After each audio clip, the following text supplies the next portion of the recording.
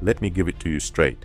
If you have thin wrists, there's a reality you need to accept, and understanding it can completely change how you approach training. The wrist itself, the part where you wear your watch, is made mostly of bones and tendons. There are very few muscles there, which means its size won't significantly increase after puberty. No exercise can change your bone structure. That's not a limitation, it's just biology. But here's what actually matters. Right above the wrist lie your forearm muscles, and these respond exceptionally well to training. When developed properly, they create a powerful visual effect that makes your wrists appear thicker and your entire arm look stronger and more complete. You can have big biceps and triceps, but if your forearms are underdeveloped, your arms will still look incomplete. Strong, dense forearms are what tie everything together. The good news? Forearms recover faster than most muscle groups. That's why elite arm wrestlers like Devin Larratt train them frequently, sometimes even daily, without always pushing to complete failure. Now the real question, which exercises actually make a difference? Traditional wrist curls do help, but they're not the most effective for building thickness near the wrist. The real growth comes from targeting the deeper forearm muscles, areas most people ignore.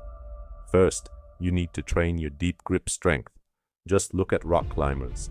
Their forearms are incredibly dense because they spend hours under constant tension. One of the best ways to replicate this is through finger hangs. Hang from a bar using primarily your fingers instead of a full grip. This places intense demand on the deep forearm muscles and builds real thickness, especially near the wrist. Start with 10 to 20 seconds per set for 3 to 4 sets and progress gradually. Don't rush. Your joints and tendons need time to adapt. Second, use a behind-the-back barbell curl variation. Hold a barbell behind your body and let it roll down toward your fingers. Then curl it back into your palm using your fingers before flexing your wrist. It may feel unusual, but this setup forces your forearms to work much harder due to the way gravity pulls the bar. This variation directly targets the deeper layers of the forearm responsible for thickness. Perform 3 sets of 12 to 15 controlled reps. Finally, there's a powerful but often overlooked muscle, the pronator teres.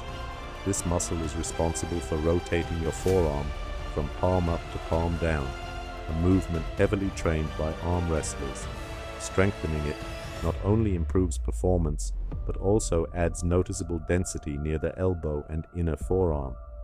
Focus on controlled rotational movements using light resistance and prioritize proper form over heavy weight.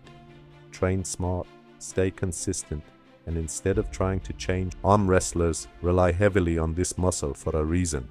The pronator teres plays a key role in adding width to the upper forearm while creating a dense, powerful look near the wrist, transforming what would otherwise appear thin and weak into something solid and well developed.